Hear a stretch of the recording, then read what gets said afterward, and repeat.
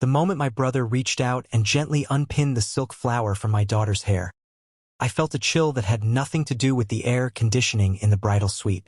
It wasn't just a gesture. It was an eviction. My name is Sarah. I'm 38 years old. A woman who has always believed that blood is a sanctuary. A place where you are safe even when the rest of the world is screaming. My daughter, Maya, is 7. She has my mother's eyes, wide, amber-colored pools that see far more than adults give her credit for. For 6 months, Maya had slept with her flower girl basket next to her bed. She had practiced her pedal walk every night in the hallway, her little feet dancing over the hardwood.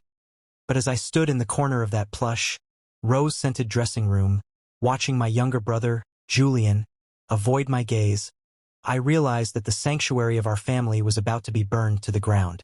Life before that Saturday had a comfortable, predictable rhythm. My father, Silas, is a man of few words but immense presence. A retired carpenter whose hands are mapped with the scars of honest labor. Since my mother passed away 4 years ago, our family had gathered at his house every Sunday. I would bring the roast, Julian would bring his latest girlfriend, and Maya would sit on her grandfather's lap while he told her stories about the trees he used to turn into furniture. Silas adored Maya. She was the heartbeat of that quiet house. Julian, however, was always the golden boy. He was charming, fast-talking, and perpetually chased by the consequences of his own impulsiveness. When he announced he was marrying Elena, a woman he'd known for only 5 months, we were surprised, but we opened our arms. Elena was beautiful in a sharp, fragile way, like a glass sculpture that looked lovely but could cut you if you leaned too close. "I want Maya to be the flower girl," Julian had said back in January, squeezing my shoulder. "She's the only niece I've got. It wouldn't be a wedding without her." I remember the warmth that spread through me then. I spent 3 weeks' salary on Maya's dress, a custom-made ivory lace piece that matched Elena's gown. I wanted everything to be perfect for my brother. I spent my weekends helping Elena with centerpieces, my fingers stained with floral glue and glitter, listening to her talk about her vision for a perfect, high-society wedding. I didn't mind the work. I thought we were building a bridge. The first clue that the bridge was swaying came 2 weeks before the wedding. We were at a final fitting.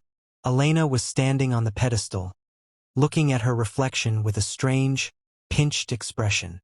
"Sarah," she said, not looking at me but at the mirror. "My boss. His daughter is 6. She's been taking professional ballet since she was 3. She has this poise. You know how important this wedding is for Julian's new firm. There will be investors there. People who judge a man by the aesthetic of his life." I laughed, thinking she was joking. "Maya's been practicing for months, Elena. She's so excited she can barely eat." Elena didn't laugh. She just adjusted her veil. "Poise is something you're born with or you pay for. It's not something you practice in a hallway." I felt a small, sharp prick of unease, like a splinter under the skin, but I pushed it down. Julian would never allow his own niece to be pushed aside for a business connection. He loved Maya. He was the one who bought her that flower girl basket in the first place. Then came the morning of the wedding. The hotel was a whirlwind of silk and hairspray. Maya was sitting in the chair, her legs swinging, wearing her beautiful ivory dress. She looked like an angel. My father was there, too, looking handsome and slightly uncomfortable in his first tuxedo in 20 years. He kept checking his pocket watch, smiling at Maya every time she caught his eye. Julian walked in. He looked pale.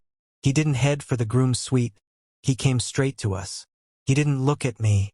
He looked at Maya, then at the floor. "Sarah, can we talk in the hallway?" he whispered. My stomach did a slow, sickening roll. I followed him out, my heels clicking loudly on the marble. "Elena's boss, Mr. Sterling. He made a huge donation to the firm last night," Julian started, his voice thin and shaky. "And his daughter, Chloe. She's here. She brought her own dress. Elena says it's strategic. She says Maya is... Well, she's a child, Sarah. She might trip. She might get shy. Chloe is a professional." I felt the air leave my lungs. "A professional?" "Julian, she's 7 years old. She's your niece. You promised her. It's just a wedding, Sarah, he snapped, his guilt turning into a defense mechanism. Maya can just sit in the front row.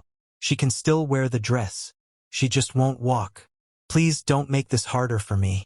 Elena is stressed enough. I looked through the open door. Maya was holding her basket, showing my father the silk rose Julian had given her months ago. She looked so proud. My heart didn't just ache. It shattered. You're choosing a check over your family?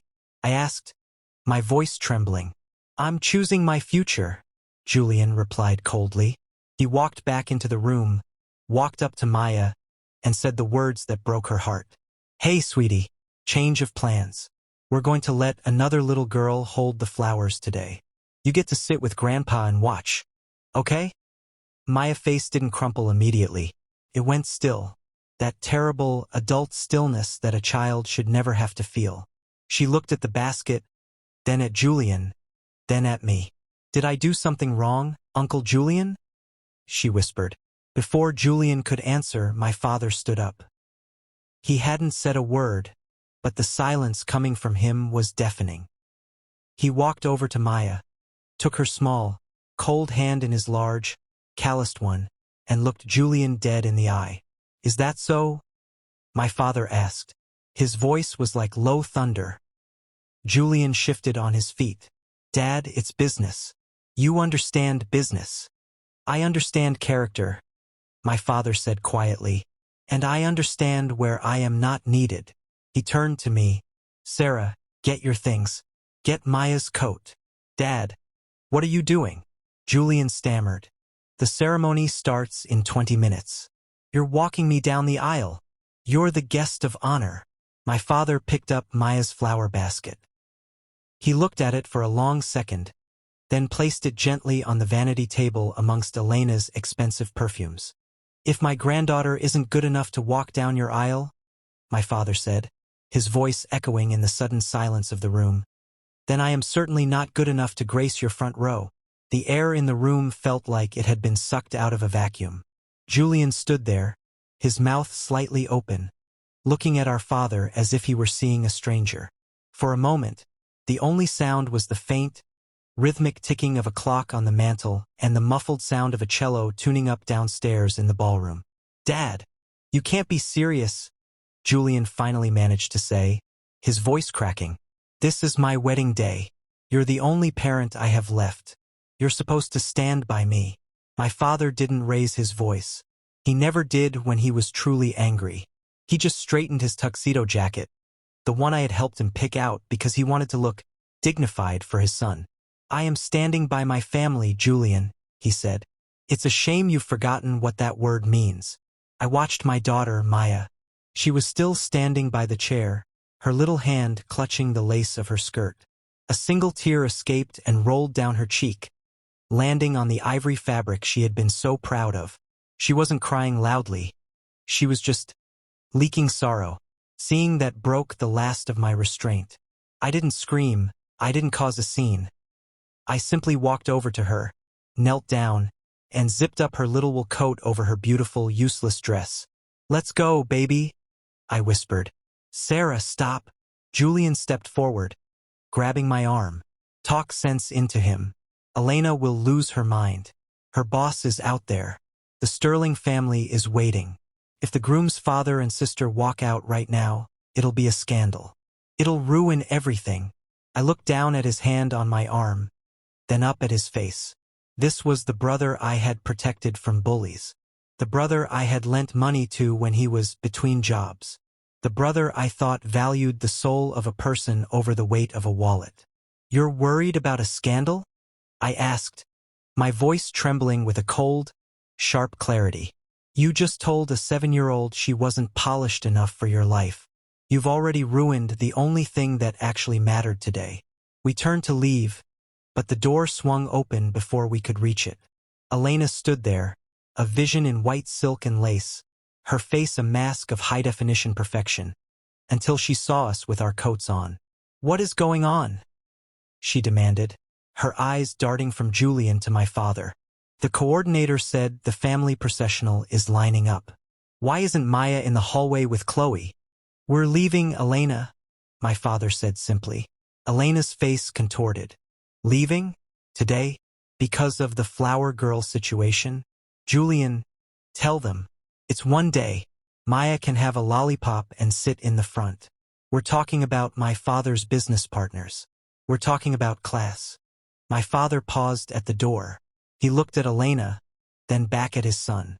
Class isn't something you buy with a donation, Elena. It's something you show when no one is looking. And right now, I don't like what I see. We walked out. The walk through the hotel lobby was the longest journey of my life. People in sequins and suits stared at us. A man in a tuxedo, a woman in a formal gown, and a little girl in a coat, all walking toward the exit while the wedding march began to echo from the ballroom. I felt the weight of 1,000 questions on my back. But I didn't look back. I led Maya to the car, my heart pounding against my ribs like a trapped bird. We went back to my father's house, the house that smelled like sawdust and old books. For the first hour, we sat in silence in the kitchen. My father made Maya a cup of warm cocoa, even though it was a warm afternoon. He knew, instinctively, that she needed the comfort of a ritual. Maya sat at the wooden table he had built with his own hands, her eyes fixed on the marshmallows bobbing in the brown liquid. "Grandpa?" she whispered. "Yes, Peanut. Is it because I'm not a professional?" My father sat down across from her, his large, rough hand covering her small one. "Maya, let me tell you something about wood. You can take a piece of plastic and mold it to look perfect. It'll be shiny, and it'll be smooth, and it'll be exactly what a machine wants it to be. But it has no soul. It has no rings. It doesn't tell a story." He squeezed her hand. "You are like oak. You have grain. You have strength. And anyone who prefers plastic over oak doesn't know the first thing about building a home. Your uncle, he's forgotten how to tell the difference. But he'll learn." The learning started about 3 hours later. My phone began to vibrate on the counter. Then my father's phone. Then the home landline. It started with texts from cousins. Asterisk, "Where are you guys? The seat for the father of the groom is empty." Elena's boss's daughter tripped on her dress and started screaming. It was a disaster. Asterisk. Then came the calls from Julian. He left a voicemail, his voice thick with anger and desperation. "Dad, you humiliated me. Do you have any idea how it looked? Elena is crying in the bathroom. The Sterlings left early because the atmosphere was so tense. You made a statement in front of everyone. I hope you're happy." My father didn't answer. He just turned the phone face down on the table. But the real public consequence wasn't just an empty chair. It was the truth that began to leak out. You see, weddings are gossipy things. People saw the way Julian had looked at us. They saw the way Chloe, the professional girl, had been pushed into Maya's spot. And in our small-town circles, word travels faster than a wildfire. By evening, the narrative had shifted from, "The groom's family is rude," to, "Did you hear what they did to that little girl?" I looked at my father as he started to peel potatoes for a simple dinner. He looked older, tired, but his eyes were clear. He wasn't happy. There was no joy in this victory. There was only the heavy, somber peace of a man who had protected his own. "Sarah," he said, looking at the window, "tomorrow we're going to take that dress of Maya's, and we're going to take some photos in the park. Just us. We'll make our own ceremony." But the drama wasn't over. A car pulled into the driveway, tires crunching aggressively on the gravel. I recognized the sound of Julian's engine. He wasn't coming to apologize. He was coming to vent the fury of a man whose perfect life had just been exposed as a hollow shell. The headlights cut through the evening gloom, casting long, jagged shadows against the kitchen wall.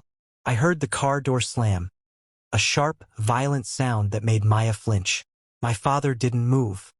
He continued peeling the potato, his movements slow and deliberate, but I saw the muscles in his jaw tighten. Julian burst through the back door, still in his tuxedo, though his tie was undone and hanging like a noose around his neck. He looked disheveled, his face flushed with a mixture of expensive champagne and unbridled rage. "Are you satisfied?" he shouted, his voice echoing off the cabinets. "The most important night of my life, and my own father treats it like a political protest. Do you have any idea what people are saying?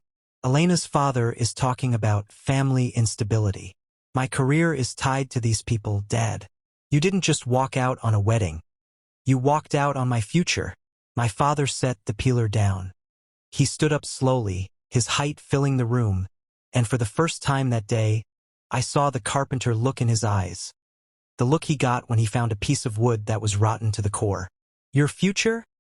My father asked, his voice a low, vibrating hum. Julian, you built your future on the tears of a 7-year-old. You stood in a room full of people and told your own blood that they weren't polished enough to be seen with you. You didn't lose your future because we walked out. You lost it the moment you decided that a business lead was worth more than your niece's heart. It was one day, Julian yelled, slamming his hand on the wooden table. It was the only day that mattered to her. I snapped, stepping between him and Maya, who had retreated to the shadows of the hallway.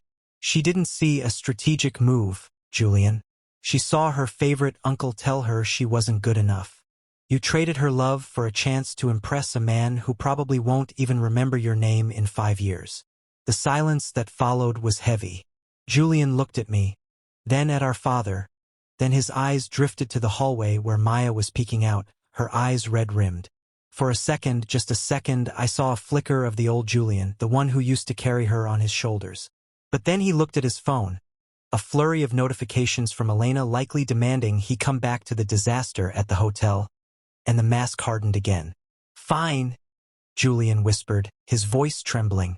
If this is how it is, then I guess I don't have a family anymore. Enjoy your integrity. I hope it keeps you warm. He turned and walked out, the screen door whistling as it shut. We watched the red glow of his taillights disappear down the driveway. He didn't call the next day, or the week after. In the months that followed, the fallout was exactly what Julian feared, but for reasons he hadn't anticipated. It turns out that Mr. Sterling, the important boss Elena was so desperate to impress, wasn't impressed by their ruthlessness. A few weeks later, at a community gala, Sterling ran into my father. He told my father that he hadn't known Maya was being replaced. He had been told she was sick. When he found out the truth, he pulled his main investments from Julian's firm. He told my father, a man who will betray his own family for a check will eventually betray his partners for a bigger one. I don't do business with people I can't trust. Julian and Elena moved away shortly after. They live in the city now, chasing a life of aesthetics and connections. But the Sunday dinners at the carpenter's house remain quiet. Sometimes the silence where his laughter used to be is painful, but it is a clean kind of pain. It's the pain of a wound that is finally healing correctly. As for Maya, she didn't stay broken. The next day, just as he promised, my father dressed her back up in that ivory lace dress. He took her to the old park by the river, the one with the ancient willow trees. He didn't bring a crowd. He just brought his old film camera and a bag of real rose petals.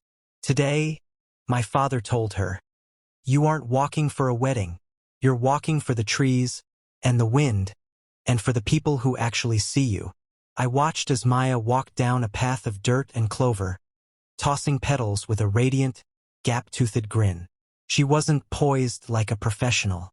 She was wild, and joyful and real. My father snapped photos that now sit in silver frames across his mantel, reminders of the day we chose dignity over decorum. I've learned that family isn't just about sharing a last name or a bloodline. It's a choice you make every single day. It's about who stands up for you when the world tells you that you aren't enough. My brother chose a shadow, and he's living in it now. But we chose the light. Maya still has that dress. It's tucked away in her closet, a little stained with grass at the hem. She told me she wants to keep it forever. Not because of the wedding she missed, but because of the grandfather who reminded her that she is made of oak, not plastic. Closing/audience connection. It's hard to watch someone you love transform into someone you don't recognize. It's even harder when they ask you to sacrifice your own children's happiness to fuel their ambition.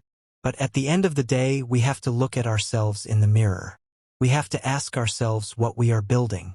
I chose my daughter, My father chose his principles. And though our table is a little smaller now, the love around it is finally pure. I wonder, have you ever had to walk away from someone you loved because they stopped valuing what was real? Would you have stayed at that wedding for the sake of peace? Or would you have walked out with me? Tell me your story in the comments. I read every single one. If the story touched your heart, please subscribe to Broken Trust Stories. We're building a family here, one truth at a time.